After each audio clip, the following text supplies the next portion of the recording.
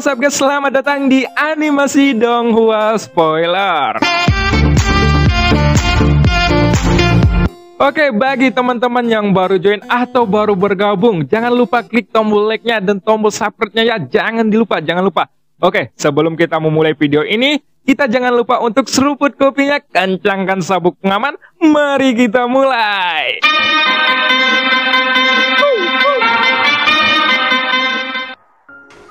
Pada episode sebelumnya diceritakan Chen bertarung melawan Suchang. Namun tiba-tiba Suchang membuat tirai di pertarungan luar. Anehnya, sang ratu bisa melihat Xiaoyan. Tak lama kemudian, setelah bertarung, Suchang mengambil armor dewa palsu di tubuh Xiaoyan. Setelah itu, Taisu 2 dihidupkan kembali.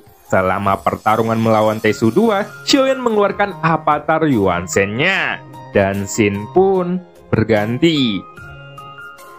Meskipun Suchang masih tidak tahu siapa avatar yang tiba-tiba muncul di samping Xiaoyan, tapi kali ini matanya sudah ditutupi oleh warna merah dan jiwanya juga sudah terluka karena teknik pencarian jiwa. Tentu saja, Xiaoyan juga mengalami hal yang sama pada jiwanya. Tetapi, dibandingkan Suchang, Xiaoyan tampaknya tidak terlalu terpengaruh oleh teknik pencarian jiwa yang dilakukan oleh Suchang. Ada dua alasan kenapa hal ini bisa terjadi. Salah satunya adalah kekuatan jiwa ranah domain Xiaoyan yang dapat memberikan perlindungan lebih besar kepada jiwanya. Dan yang lainnya adalah Suchang hanya mendapatkan sepertiga dari jiwanya. Sehingga yang dia dapatkan adalah hanya beberapa informasi samar dari ingatan Xiaoyan. Sebenarnya ketika Suchang menjelajahi ingatan Xiaoyan, pecahan ingatan yang dia lihat di dalamnya dilindungi oleh tangan hitam yang muncul secara tiba-tiba. Jadi dia buru-buru untuk menarik kembali kekuatan jiwanya. Tetapi di sisi lain, ketika Xiaoyan melihat tangan hitam yang muncul di dalam jiwanya, dia juga sedikit terkejut. Pada saat itu, dia mengira seluruh ingatannya akan dijelajahi oleh Suchang. Tapi ternyata ada tangan hitam yang tiba-tiba keluar dan itu membantu Xiaoyan. Lengan itu terlihat sangat aneh, yang bahkan Xiaoyan sendiri tidak tahu tentangnya. Xiaoyan juga memikirkan hal ini di benaknya. Dia pikir bahwa tangan hitam itu sangat mirip dengan sosok dewa iblis yang telah berubah menjadi sebuah bayangan.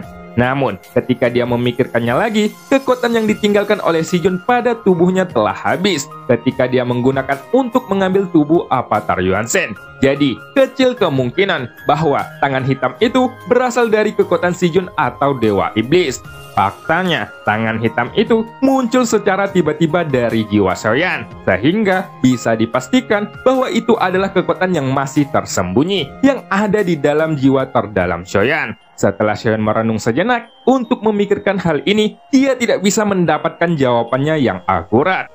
Meskipun dia tidak tahu dari mana asal tangan hitam itu, tapi dia masih yakin bahwa itu ada hubungannya dengan rencana yang sudah dibuat oleh Dewa Tertinggi. Tampaknya, Dewa Tertinggi memasang teknik tertentu untuk melindungi ingatan pada inti Xiaoyan, supaya ingatan itu tidak diketahui oleh orang lain. Sangat mungkin bagi Dewa Tertinggi untuk meninggalkan teknik rahasianya pada jiwa Xiaoyan. Karena bagaimanapun juga, Xiaoyan adalah reinkarnasinya. Adapun teknik apa yang digunakan atau bagaimana cara mengaktifkannya, tampaknya Xiaoyan juga tidak tahu tentang ini. Karena sebelumnya, teknik itu juga aktif tanpa Xiaoyan menyadarinya. Dengan teknik rahasia itu, Suchang tidak mendapatkan informasi yang berguna saat mencari jiwa Xiaoyan. Tapi sebaliknya, Xiaoyan malah mengambil kesempatan untuk mencari jiwanya dan mendapatkan beberapa informasi lebih lanjut tentang dunia Taisu.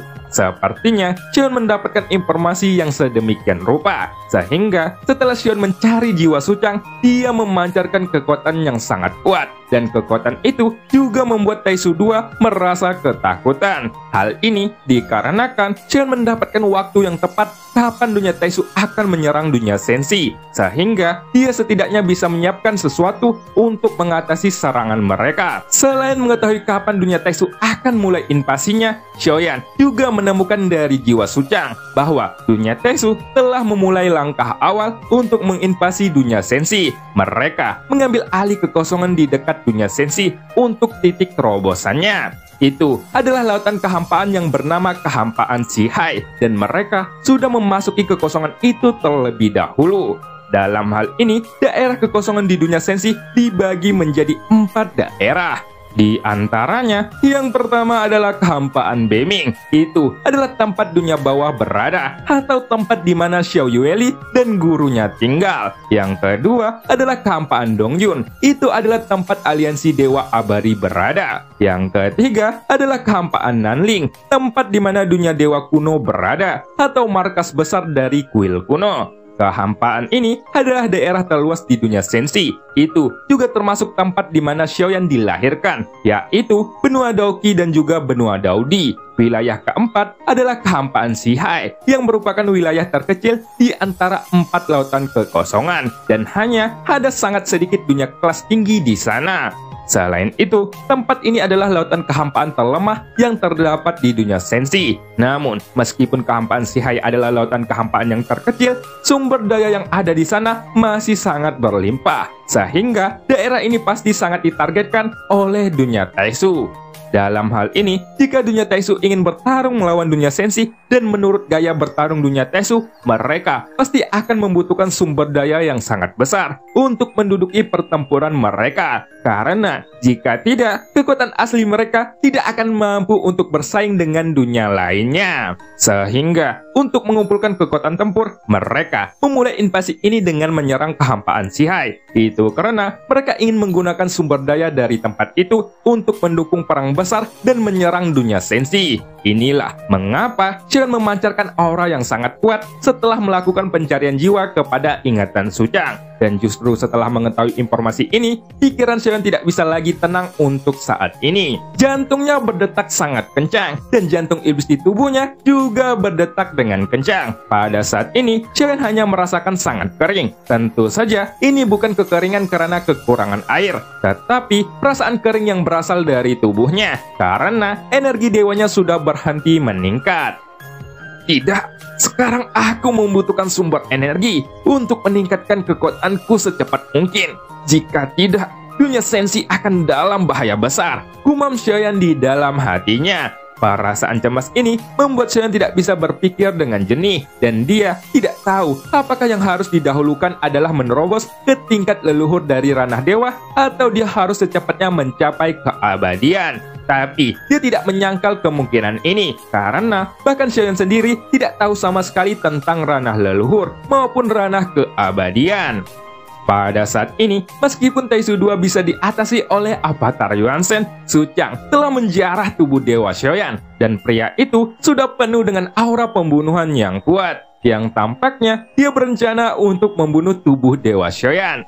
Dalam keadaan krisis ini, tubuh fisik dan kekuatan jiwa Xiaoyan sama-sama sudah ditekan oleh Suchang menggunakan domain kegelapannya, sehingga Xiaoyan tidak bisa melakukan perlawanan sama sekali. Bahkan, avatar Yuan Shen juga terkena domain kegelapan saat ini. Tetapi, kekuatan tekanan itu memiliki dampak yang lebih kecil pada avatar Yuan Shen. Karena, seperti yang kita tahu bahwa avatar Yuan Shen, kekuatan fisiknya berasal dari tubuh abadi bintang 3. Sehingga, tekanan dari domain kegelapan tidak akan bisa menghentikan pergerakannya untuk waktu yang lama.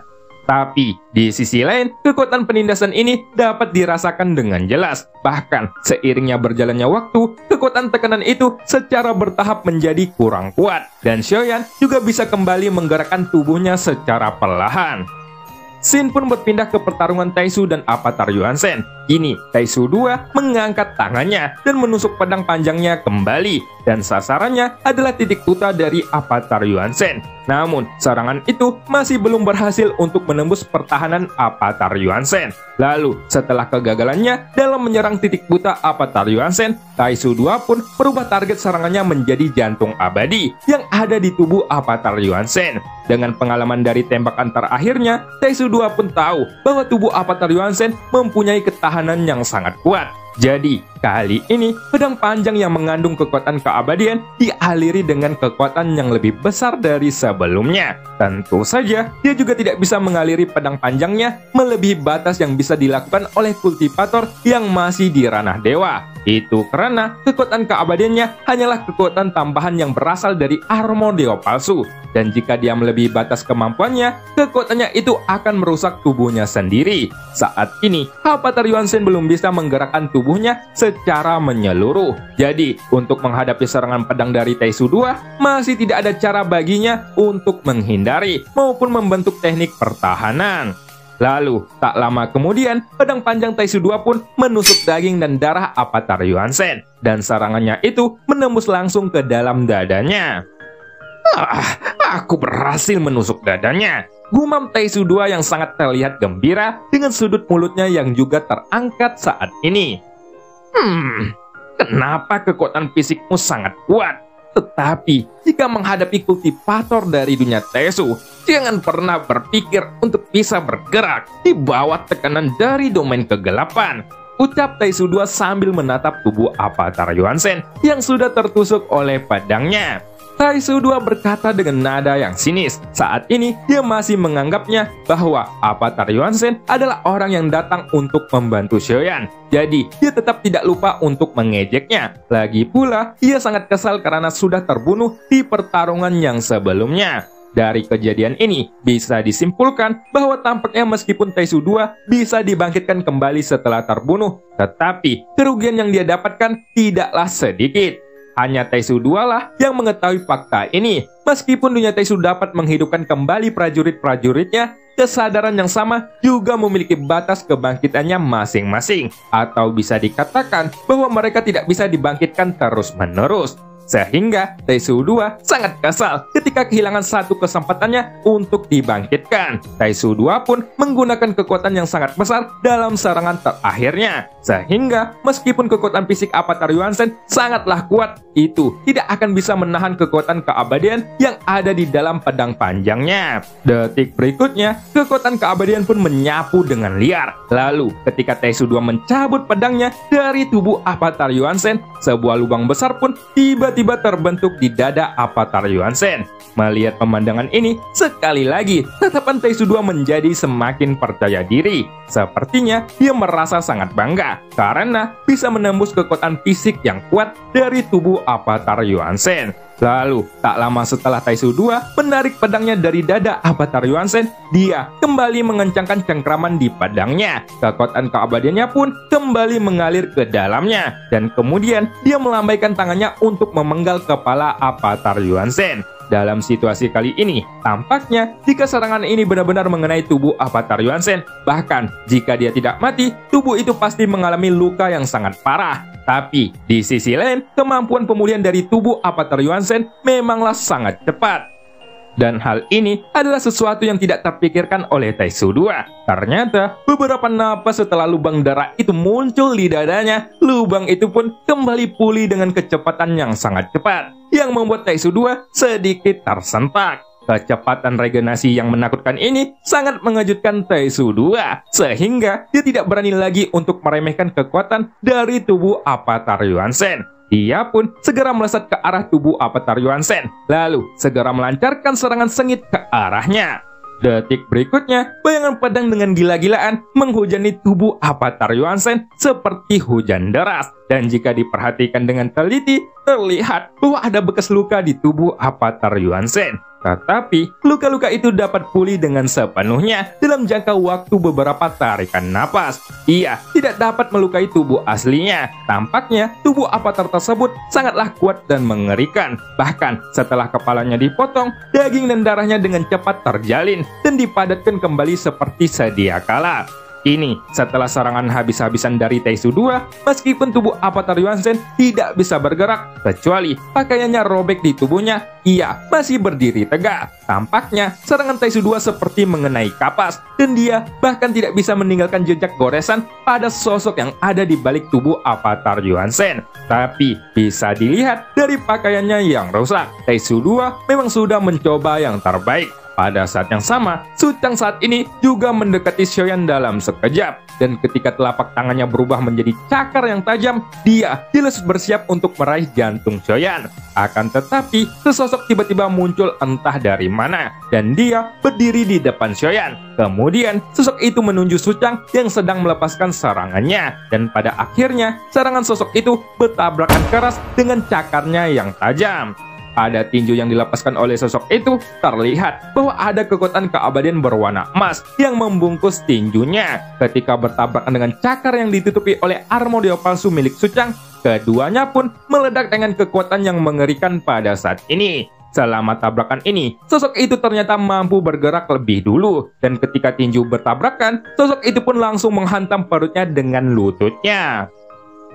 Suchang pun terkejut dengan serangan mendadak ini. Bahkan ketika dia menarik telapak tangannya untuk membuat pelindungan dan menghindarinya, terlihat bahwa masih ada sosok yang tiba-tiba muncul di depannya. Hal ini membuat Suchang tertekun, tapi tidak sulit untuk menebak siapa sosok tersebut. Apakah itu tubuh avatar Yuansen atau sosok yang tiba-tiba muncul ini? Semuanya jelas berasal dari tubuh Xiaoyan. Namun, yang membuat Suchang terkejut adalah setelah Xiaoyan masuk, dia tidak merasakan aura makhluk hidup yang lainnya. Karena jika siapapun masuk ke beberapa cincin ruang, dia dapat dengan mudah merasakannya. Tapi, Suchang benar-benar tidak bisa merasakan aura makhluk hidup lainnya di tubuh Xiaoyan sebelumnya. Secara logis, ini sama sekali tidak mungkin terjadi. Dan bagaimana bisa Suchang tidak bisa merasakannya? Jadi, ini sangatlah aneh. Tapi keberadaan Xiaoyan juga sangat aneh. Dan sepertinya tidak mengherankan jika apapun bisa terjadi sekarang. Tidak hanya itu, sosok yang muncul saat ini membuat mata Suchang semakin memadat. Itu karena dia baru saja merasakan kekuatan sosok itu hanya dengan sekali menyentuhnya. Ternyata, sosok yang muncul untuk memblokir serangan Suchang pada saat krisis ini bukanlah sosok dari dalam labu dewa bermata 9. Tetapi, itu adalah tubuh avatar milik Xiaoyan sendiri, yaitu tubuh Yonghe. Xiaoyan juga mengambil resiko besar untuk melepaskan tubuh avatar ini. Itu karena kekuatannya jauh lebih kuat daripada tubuhnya sendiri dan sangat sulit untuk menekan teknik pembentukan kehidupan, sehingga hanya dapat dilepaskan untuk waktu yang singkat. Begitu waktunya terlalu lama atau pertempurannya terlalu sengit, itu akan memberi banyak tekanan kepada Xiaoyan. Dan tubuh Yonghe pun akan mudah kehilangan kendali. Lalu, ketika tubuh itu lepas kendali, itu akan menghasilkan kesadaran spiritualnya sendiri. Pada saat itu terjadi, kesadaran spiritual akan menghapus kendali Xiaoyan dan menggantikannya. Dan jika Xiaoyan ingin mendapatkan kembali tubuh tersebut, dia harus merebutnya kembali.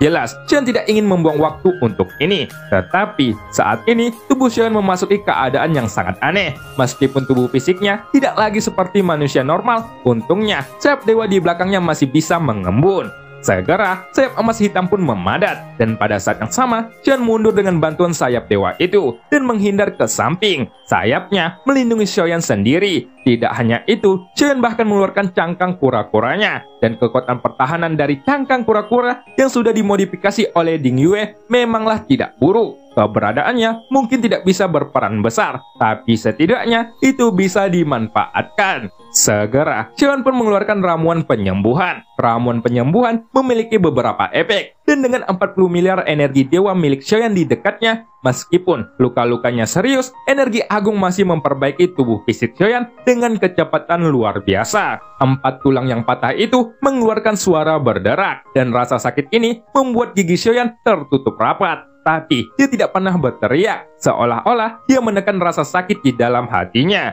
Tentu saja, karena yang lebih penting baginya sekarang adalah rasa lapar dan haus dari tubuhnya. Itu adalah kebutuhan mendesak akan energi dewa. Namun saat ini, tidak ada persediaan energi dewa yang baik. Hanya ada pil energi yang agung di dalam cincin penyimpanannya. Itu adalah kebutuhan mendesak akan energi dewa. Namun saat ini tidak ada perasaan energi dewa yang baik. Hanya ada pil energi yang agung di dalam cincin penyimpanannya. Energi ini sangat berbintik-bintik yang menandakan bahwa itu tidak cukup murni untuk dikonsumsi secara langsung. Jika Xiaoyan secara paksa menyerap energi dewa yang berbintik-bintik ini, akan ada gejala sisa yang tidak dapat diubah. Jadi, setelah mengeluarkan pil energi dewa, Xiaoyan tidak segera menyerapnya, tetapi dia mempertimbangkannya untuk mencoba metode lain. Jika dilihat dari sekeliling, aku mungkin berada di dalam raksasa persegi itu sekarang. Lokasinya tidak terlalu jauh dari 4 monster raksasa dunia Tesu. Tapi aku tidak tahu apakah mereka dapat mengirimkan energi kepadaku, ucap Xiaoyan yang tampak khawatir. Akan tetapi, setelah banyak pertimbangan, tampaknya hanya energi dewa yang terkandung dalam monster raksasa lah yang lebih murni. Oleh karena itu, Xion masih memusatkan perhatiannya terlebih dahulu pada 4 monster raksasa yang sudah ia kendalikan. Dan itu merupakan energi dewa berkualitas tinggi yang dapat diperoleh Xiaoyan saat ini. Untuk sekarang, Xion dapat merasakan keberadaan 4 monster raksasa tersebut melalui lingsu dari pagoda emas, dan mereka juga dapat merasakan keberadaan Xiaoyan. Jadi, transmisi Xiaoyan adalah melalui pagoda emas, sehingga mereka juga dapat menerimanya. Tapi, setelah sekian lama menunggu, sumber energi dewa yang diharapkan ternyata belum datang juga untuk waktu yang lama. Dan hal ini membuat Xiaoyan langsung berkecil hati. Karena kalian tidak bisa mengirimkannya, maka aku hanya bisa menggunakan pil sumber energi ini, ucap Xiaoyan sambil mengangkat tangannya, dan bola api pun muncul di depannya. Dalam kobaran api, Xiaoyan langsung melemparkan banyak pil energi dewa ke dalamnya. Xiaoyan masih tidak ingin menyerap pil energi dewa yang berbintik-bintik. Bahkan, jika butuh usaha, dia masih ingin menyempurnakannya menjadi yang terbaik. Namun, pada saat berikutnya, Xiaoyan tahu bahwa metode seperti itu sama sekali tidak akan berhasil, dan kecepatan pemurniannya tidak dapat menandingi kecepatan penyerapannya. Dengan 45 miliar sumber energi yang penuh, dia akan menyerap energi yang jumlahnya sangat mengerikan. Oleh karena itu, sumber energi dewa yang diperoleh dengan pemurnian tidaklah cukup. Tapi, dengan adanya kelainan di tubuhnya sekarang, meskipun dia tidak tahu apakah itu adalah pendahulu dari dewa pertempuran di ranah leluhur, itu mungkin ada kaitannya. Jadi, Xion tidak mau melepaskannya. Sepertinya, aku harus mencari tahu lebih dalam lagi, gumam Xiaoyan di dalam hatinya. Ketika kekuatan jiwa Xiaoyan memancar, dia merasakan bahwa ada sumber energi dewa yang kuat yang menyebar dari sekelilingnya. Tetapi, tempat di mana sumber energi dewa tersebar adalah dari sosok yang terkandung dalam kantong darah yang tak terhitung jumlahnya. Menyadari hal ini, Xiaoyan menjadi sangat gembira, dan kemurnian energi dewa dalam sosok-sosok ini seharusnya tidak buruk. Jadi, yang harus Xiaoyan lakukan sekarang adalah menjarah energi dewa dari sosok kantong darah ini. Untuk Xiaoyan yang memiliki api abadi, ini bukanlah pekerjaan yang sulit. Selama api abadi menyebar dan sosok kantung darah diracuni oleh api abadi tersebut, Xiaoyan dapat menggunakan api abadi ini untuk mengekstraksi energi dewa mereka. Pada saat ini, di dalam cangkang kura-kura, api abadi tiba-tiba berubah menjadi gelombang kejut dan menyebar ke sekitarnya. Kemudian, nyala api pun langsung menyapu kantung darah yang tak terhitung jumlahnya itu. Kekuatan api ini sangatlah tepat, tidak ada kerusakan, dan tidak ada mengeluarkan suara yang keras. Tapi, di dalam kantong darah yang tersapu oleh api abadi itu malah melewati kantong darah, meskipun hanya seberkas api kecil yang masuk ke dalam kantong darah itu.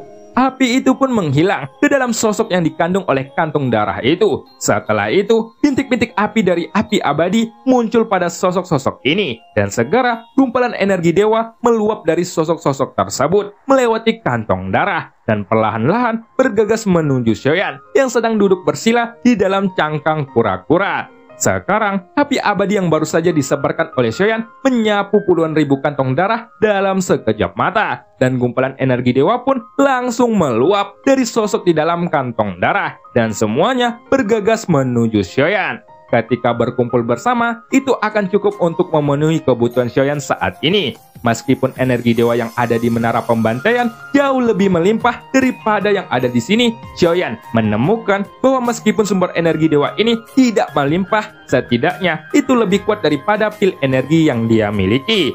Sumber energi dewa ini dapat langsung diserap ke dalam tubuhnya, dan ketika sumber energi yang diserap oleh api abadi dari kantung darah terus dikirim ke tubuh Xiaoyan, 45 miliar sumber energi yang akan diserap ke dalam tubuh Xiaoyan kembali meningkat. Dan cerita pun berakhir. Sampai jumpa di episode selanjutnya. Makan sayur kubis sama Pak Reja. Cerita habis, waktunya kita siap untuk kerja.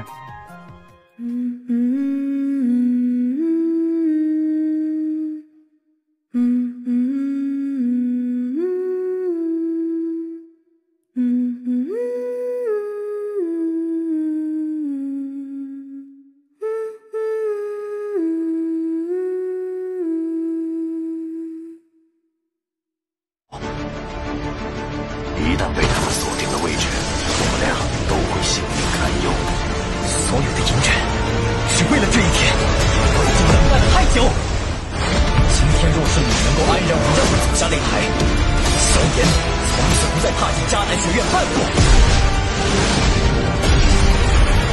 他迟早会发现的，既然如此，就给他一个惊喜吧。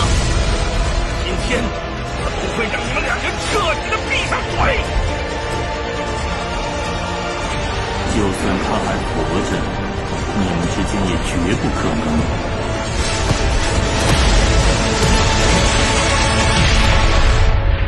加玛帝国云岚宗，我萧炎回来了。